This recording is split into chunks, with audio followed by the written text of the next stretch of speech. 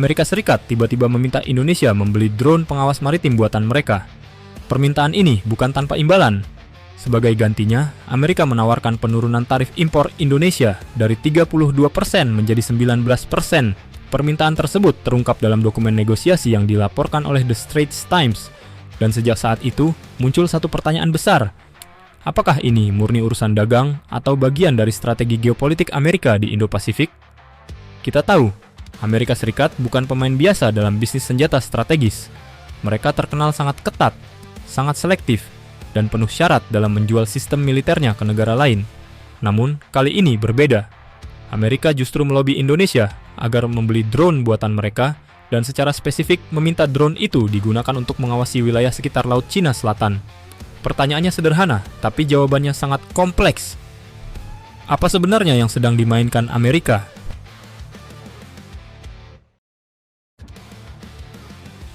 Fakta utama di balik permintaan Amerika Serikat.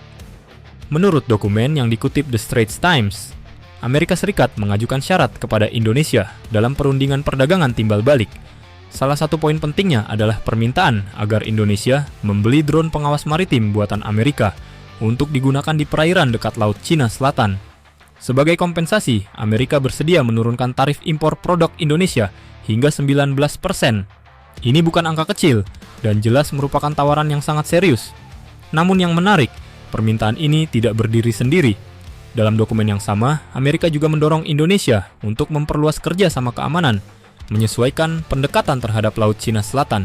Artinya, sejak awal isu drone ini sudah berada dalam satu paket besar, perdagangan, keamanan, dan geopolitik.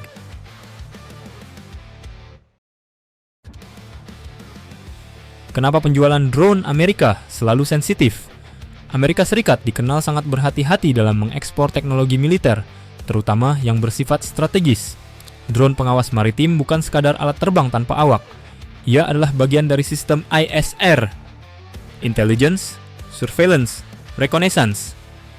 Drone semacam ini mampu mengumpulkan data pergerakan kapal, pola patroli, aktivitas militer, hingga lalu lintas laut strategis. Karena itu, hampir semua drone buatan Amerika dirancang agar bisa terintegrasi dengan jaringan data dan sistem komando tertentu.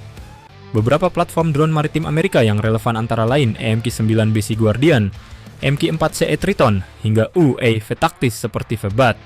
Semuanya memiliki satu kesamaan, kemampuan pengawasan jarak jauh dengan sistem sensor dan komunikasi tingkat tinggi. Inilah yang membuat banyak pihak bertanya, jika Indonesia menggunakan drone ini, sejauh mana kendali dan kemandirian data benar-benar berada di tangan Indonesia?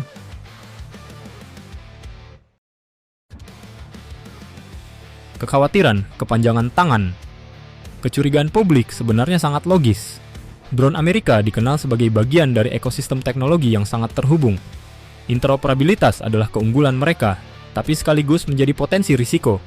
Jika tidak dikelola dengan ketat, bukan tidak mungkin sistem tersebut memiliki jalur komunikasi yang memungkinkan pertukaran data lintas pihak. Apalagi, wilayah yang diminta untuk diawasi bukan sembarang laut, melainkan kawasan Laut Cina Selatan, salah satu titik panas geopolitik dunia. Amerika saat ini tengah mendorong strategi kompetisi kekuatan besar di Indo-Pasifik. Dan Indonesia, dengan posisi geografis serta kekuatan maritimnya, tentu memiliki nilai strategis yang sangat tinggi. Namun di sisi lain, Indonesia sejak lama menganut prinsip politik luar negeri bebas aktif. Indonesia tidak berpihak, tidak menjadi satelit kekuatan manapun, dan selalu menjaga kemandirian strategis. Disinilah dilema itu muncul.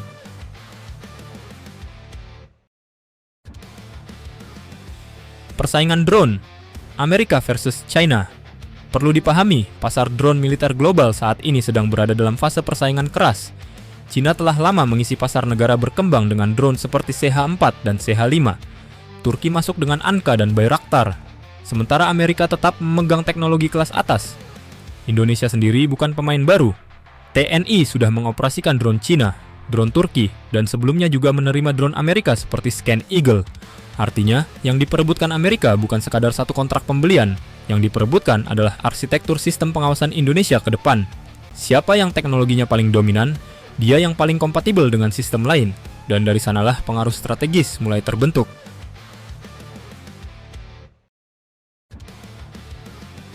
Murni dagang atau strategi besar?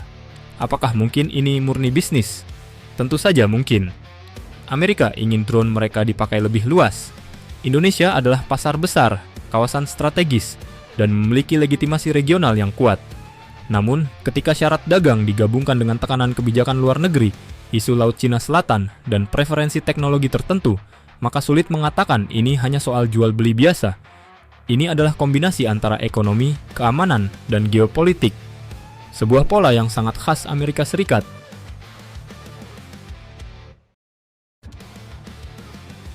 Permintaan Amerika agar Indonesia membeli drone pengawas maritim tidak bisa dilihat secara hitam putih. Ada potensi peningkatan kemampuan pengawasan laut Indonesia. Ada peluang ekonomi dari penurunan tarif impor. Namun juga ada risiko strategis yang harus dihitung dengan sangat cermat. Keputusan ini bukan soal drone semata. Ini adalah soal kedaulatan data, arah kebijakan pertahanan, dan posisi Indonesia di tengah rivalitas kekuatan besar dunia. Dan seperti biasa, Indonesia harus sangat pintar membaca peta. Karena di era ini, teknologi bukan hanya alat, ia adalah pengaruh.